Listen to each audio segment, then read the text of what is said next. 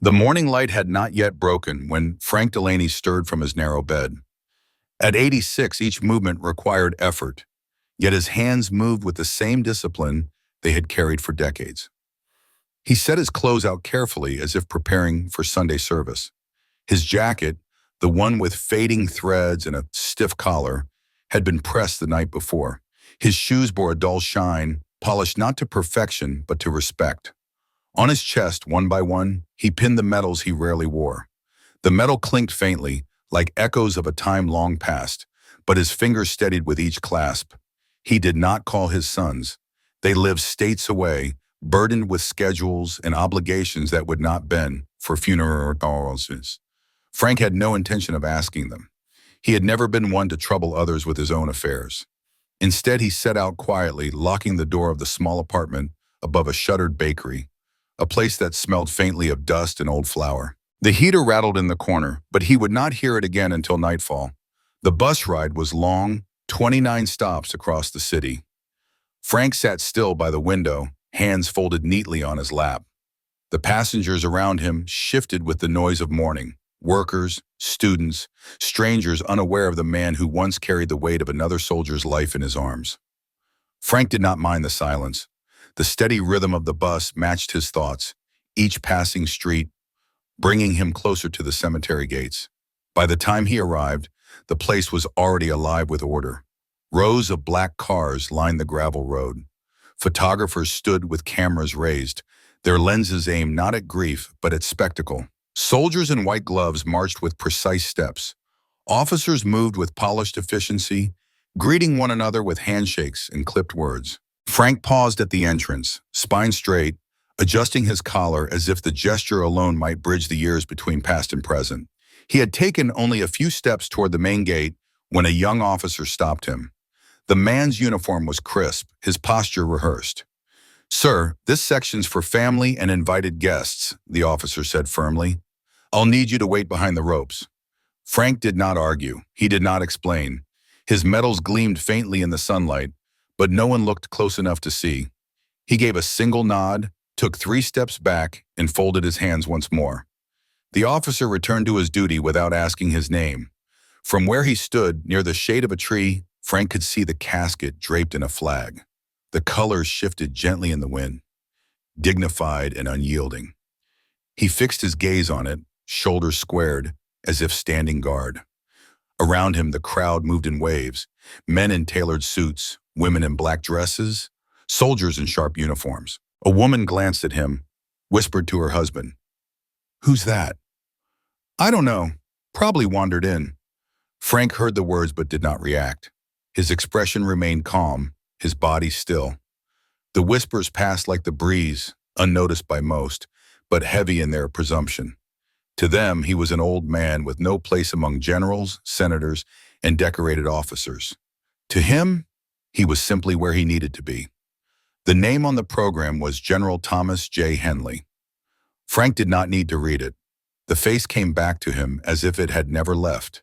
Young, uncertain, sweat dripping beneath a desert sun. He had not seen Tom in over 40 years, yet some names lived forever in memory. Once, long ago, when Henley was just a second lieutenant, Frank had shown him how to endure 6 relentless weeks in the desert.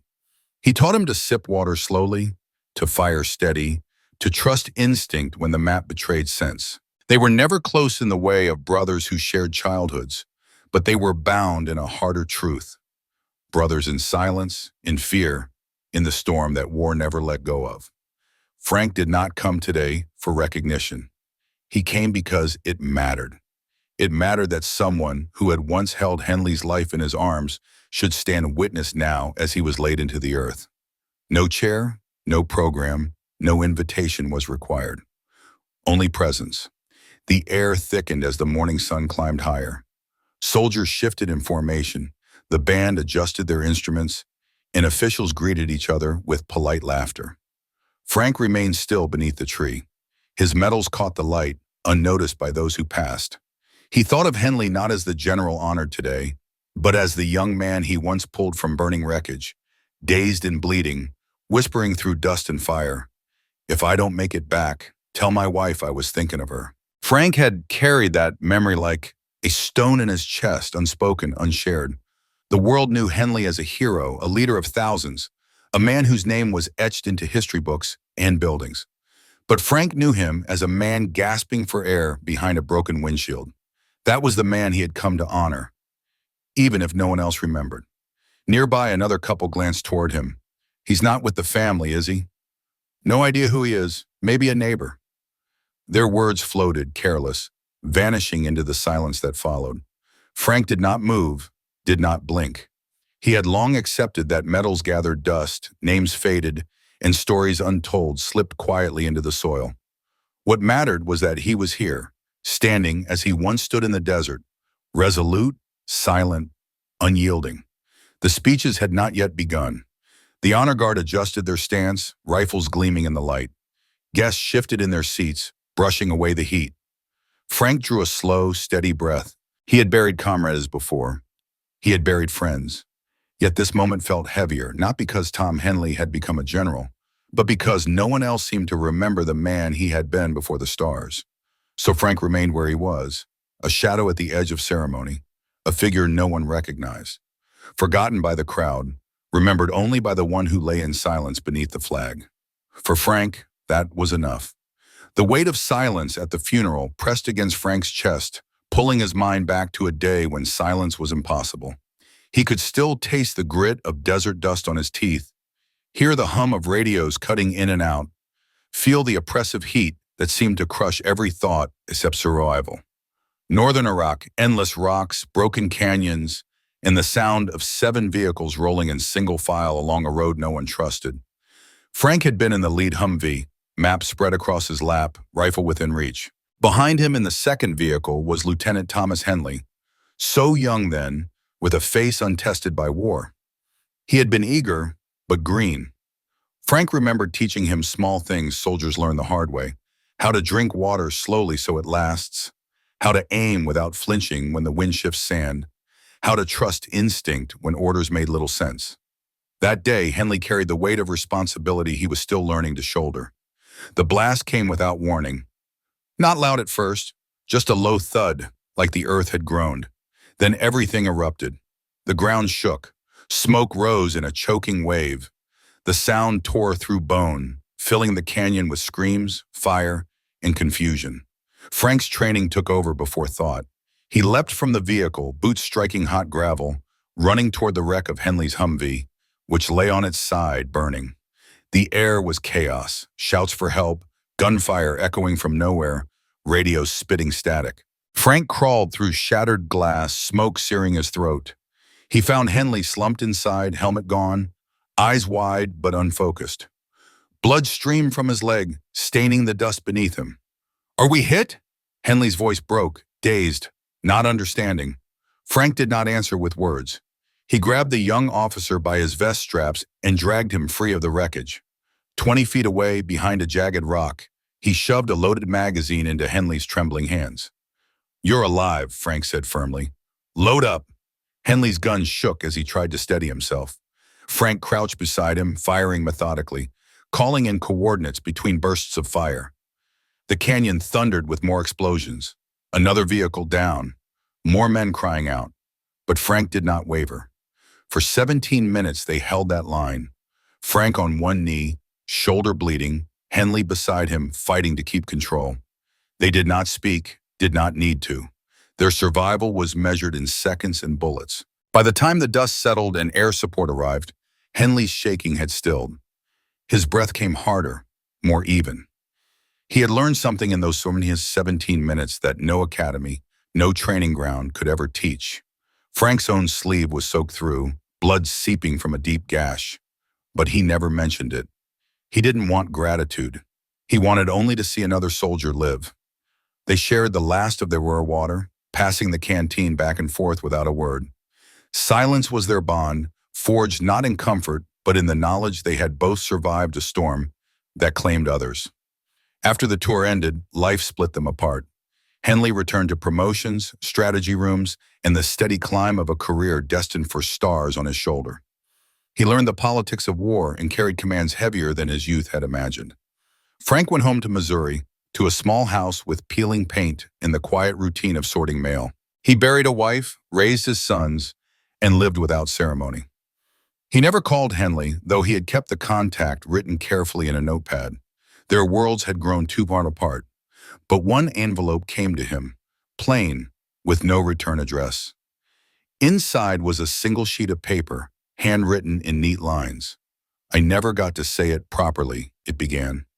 "But I know what you did that day. Everything I've done since, every man I've led, I owe that to you. TJH." Frank had folded the letter and tucked it into his Bible, pressed flat between old pages. He never showed it to anyone. It was not for boasting, not for retelling. It was for carrying a private truth between two men who had faced death side by side. Now, standing in the cemetery, the memory of that letter burned quietly in his chest. His fingers brushed against the pocket of his jacket, where a medal sat, scarred, melted slightly from the heat of that same explosion. He kept it as it was, damaged but real. It reminded him that the day had happened, that Henley had lived, and that some debts were repaid not in words but in silence. Around him, the funeral crowd still shifted, unaware. Cameras clicked, voices murmured, officials polished their speeches. To them, Henley was a general, a decorated leader, a man of valor, a symbol of service. All of that was true. But to Frank, he was also the young officer who once whispered, "If I don't make it back, tell my wife I was thinking of her." Frank had never delivered that message. He had made sure Henley survived to speak for himself. And now, decades later, as the casket lay draped in the flag, Frank knew he had come to honor not the general, but the soldier he once saved. That was the bond they had shared, unspoken, unbroken, and carried quietly through a lifetime. The sounds of the military band tuning their instruments drifted across the rows of chairs. The honor guard shifted in unison, rifles polished to perfection. The crowd of dignitaries prepared for ceremony, unaware that a story far older than medals or speeches stood quietly in the shade. Frank breathed deeply, steady as he had been in battle, and let the memory of that canyon settle over him once more. He had carried Henley from fire and smoke, through blood and fear. He had carried him into the life that followed. And now here he carried only the memory. No one asked, no one knew. But Frank remembered, and for him, that was enough. The rifles cracked, sharp and sudden, cutting through the murmurs of the crowd. Guests in the back rows flinched, but Frank stood steady. He had heard worse sounds, lived through worse storms. 3 volleys echoed across the cemetery, precise and final. The honor guard moved in unison, their discipline flawless, each motion sharp enough to slice the silence. Then came the bugle. The sound of taps drifted over the white chairs and black suits, notes heavy with the weight of countless farewells. Frank's eyes blinked once, slow, each note reaching into corners of memory he rarely touched. He did not remove a hat, he had none, but his spine remained rigid, his breath measured. To him, the bugle was not just sound, it was a reminder of friends buried in foreign soil, names etched only in his heart. People shifted as the band faded, but no one turned toward him. He was still a figure at the edge, unnoticed beneath the tree. A woman leaned close to her husband, whispering again, "He's not with the family, is he?" The man shook his head. "No idea who he is. Maybe a neighbor." Frank kept his gaze forward. He did not blame them. In this world, people remembered medals, but forgot the hands that earned them. He had no need to explain. Silence was enough. A junior officer moved along the rows with a clipboard, checking names against his list. When his eyes fell on Frank, he paused, uncertain. He walked over, tone polite but firm. "Sir, are you with the Henley family?" Frank shook his head. "No." The officer shifted, glancing again at the medals on Frank's chest, but not recognizing their weight. "Were you invited by the department?" "No, so." The young man hesitated, then nodded. "You are welcome to remain back here, sir, but please don't cross the rope line during the ceremony." "I won't." That was the end of it. The officer returned to his duty, unaware that he had just spoken to the man who once held Henley's artery closed with bare hands in the dust of battle. Frank took no offense. The officer followed orders, not memories. His job was names on paper, not stories carved into scars. At the podium, a woman spoke. Perhaps a niece, she shared gentle stories, Henley's discipline, The way he insisted his grandchildren line up for breakfast as if it were inspection. The crowd laughed softly. Then came the official speeches. A retired general, a senator, an officer in a spotless white uniform. Their words carried weight, valor, legacy, exceptional leadership. Frank listened. The words were true, but they were not his story. He remembered a different Henley, the one who had cried when a 19-year-old private bled out in his arms, the one who refused coffee for 3 days because he believed he should have taken point. Those moments never made the papers.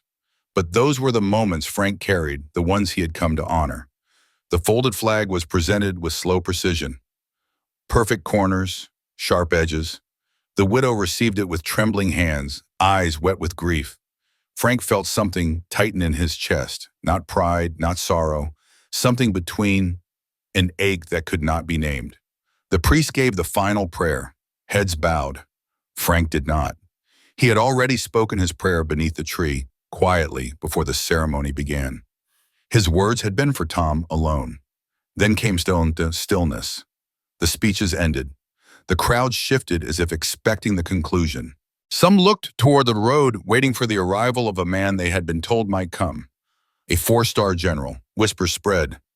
Maybe he won't make it. He must be overseas. The priest closed his book. Chairs creaked as people began to rise. The ceremony seemed finished. Then a black SUV rolled to a stop near the front row. No escort, no fanfare, no flashing lights. A single man stepped out. His dress blues gleamed, rows of ribbons across his chest, 4 silver stars on his shoulders. A murmur rippled through the crowd. That's General Mason. I thought he was abroad. Gasps followed, heads turning, cameras lifted, shutters clicking rapidly. Frank did not move. He kept his eyes on the casket. His place was here under the tree. General Mason walked with steady steps, not toward the widow, not toward the podium, not toward the flag. His eyes scanned the rows, passing senators, officers, family. Then his gaze fixed on the back. Slowly, deliberately, he walked past the casket, past the front rows, past the photographers. The murmurs hushed. The crowd turned. All eyes followed him. And then he stopped, not at the grave, not at the flag, but in front of the old man in the shade. Frank lifted his head. Their eyes met. No words passed. General Mason raised his hand in a salute. Not a gesture of routine, but of truth. A salute given once in a lifetime, carrying all the weight that words could not. Frank did not return it. He didn't need to. Recognition had already been given. The crowd froze in silence. No coughs, no shifting feet, only the sound of wind moving through the trees. General Mason turned at last to the audience, his voice deep, caring without effort. Before General Henley ever wore his first he said he was led by a man named Frank Delaney. A few people blinked, confused. The name meant nothing to them. Mason stepped closer to Frank. If not for him, Henley would not have lived long enough to become anything at all. The crowd stilled. Photographers lowered their cameras. Senators leaned forward. Even the soldiers in formation seemed to breathe differently. Mason placed a hand on Frank's shoulder. This man pulled Henley from a burning convoy under fire, held his bleeding leg together with his own hands, and kept him alive until air support arrived, all while wounded himself. No medal was ever issued, no record was written, because he never told anyone. Until now.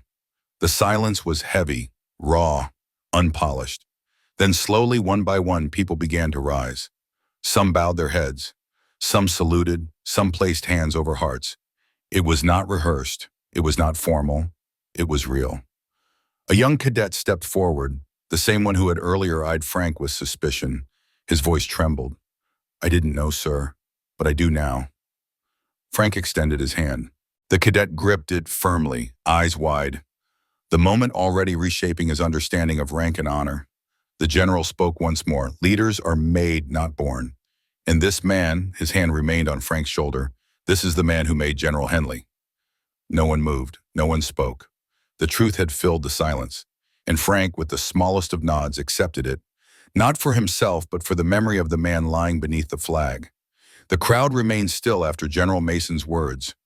the weight of revelation settling into every corner of the cemetery. For a moment, there were no titles, no uniforms, no divisions between rank and civilian. There was only silence, thick and reverent, with every eye fixed on the old man who had arrived unnoticed. Frank stood without shifting, his metals glinting faintly in the sunlight. He gave a small nod, a gesture of acknowledgement without pride, the kind of answer that required no applause. One by one, the people began to move. A senator pressed his hand to his chest, lowering his head. Soldiers in the back straightened and saluted, their motions crisp but touched with something more personal than routine. The young cadet who had shaken Frank's hand earlier lingered close, his cap pressed firmly to his chest. Even the photographers lowered their cameras, understanding instinctively that this was not a moment to be captured for headlines. It was a moment to be remembered quietly. From the front row, a woman rose slowly. She walked toward Frank with careful steps, her hands trembling as they clutched a folded program. Her voice was soft when she reached him. "I'm Tom's daughter," she said. Her eyes searched his face. "We never knew that story." Frank's lips curved into the faintest smile. "Your father knew it," he answered gently. That was enough. Tears welled in her eyes. She nodded, her voice breaking. "Thank you for showing up." Frank did not reply. He gave a simple nod, the kind that carried all the weight words could not hold. As the last echoes of the ceremony faded, the honor guard carried the folded flag toward the widow. She received it with trembling fingers, her shoulders shaking as she pressed it against her heart. The sight tightened something inside Frank's chest, a feeling not easily named. Something between sorrow and pride, grief and gratitude. When the crowd began to disperse, Frank remained still beneath the tree. People passed by him differently now. No longer whispers of dismissal, no longer the sideways glances of strangers. Instead, they gave quiet nods, some with soft words, others with simple looks that said more than speech. A few extended their hands. Frank shook them politely, each grip brief, each exchange silent. The young cadet returned, his posture straighter now, his eyes clearer. "I think today changed something in me, sir," he admitted. His voice wavered but carried conviction. "I thought rank was everything, but now I'm not so sure." Frank studied him, his gaze steady, lined with the weight of years. "Just remember who you're standing next to when it counts," he said quietly. "That's what matters." The boy nodded, clutching his cap as though it meant more than it had that morning. He stepped back with renewed resolve, the kind only truth could plant in a young man's heart. At last, Frank moved. His steps were slow, deliberate, carrying him toward the casket. The chairs were emptying, the murmur of voices growing softer as families drifted toward waiting cars. Yet the path before him felt clear, as if it had been waiting for him alone. He stopped at the casket, the flag folded perfectly over the polished wood. For a long moment he stood still, eyes fixed on the symbol of both service and silence.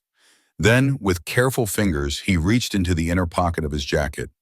From it, he withdrew a piece of paper, worn soft from decades of folding. The letter, the one Henley had written years ago, signed simply T.J.H. Frank, held it gently, eyes lingering on the familiar creases. Then he slipped it beneath the flag, tucking it against the casket with a tenderness only years of memory could carry. His voice came low, a murmur meant for no one but the man who could no longer answer. "That's where it belongs." No one heard him. No one needed to. When Frank turned back, General Mason was waiting nearby. He stepped forward, extending his hand. "Frank," he said, his voice steady but touched with something heavier. "This country owes you more than we'll ever be able to put into words." Frank did not take the hand immediately. He looked Mason in the eye, his own gaze firm but softened by understanding. "You served long enough, General," he said quietly. "You learned some things matter more than words." Then he accepted the handshake, firm, brief, final, the kind of handshake only men who had walked through fire understood. No ceremony could make it stronger. Frank released his grip, stepped back, and turned toward the gate. The afternoon sun had begun to warm the pavement, the air shifting as cars started and people dispersed. He walked slowly, each step steady, measured, carrying the quiet dignity of a man who had nothing left to prove. He did not look back. He didn't need to. He had come as a stranger, but he was leaving remembered. At the edge of the grounds, the crowd still thin. Some nodded as he passed, some whispered his name now, piecing together what they had learned. But Frank paid them no mind. His task was finished. His farewell had been spoken not in words but in presence. For him, that was enough. He had not asked for a seat. He had not asked for attention. All he had asked was to stand close enough to say goodbye. And now, as the gate closed gently behind him, Frank carried the weight of silence once more. Not as a burden, but as a legacy. A man forgotten at the start of the day had walked away remembered. And in the end, that was more than enough. Some truths do not need medals. Some debts are not written in history. They live in silence, carried by those who stood when it mattered most. Frank Delaney's story reminds us that honor is not about recognition, but about loyalty, sacrifice, and the bond between soldiers that endures beyond death. If this story touched you, take a moment to like, share, and leave a comment. Every gesture helps keep alive the memory of men like Frank, who remind us what it truly means to serve.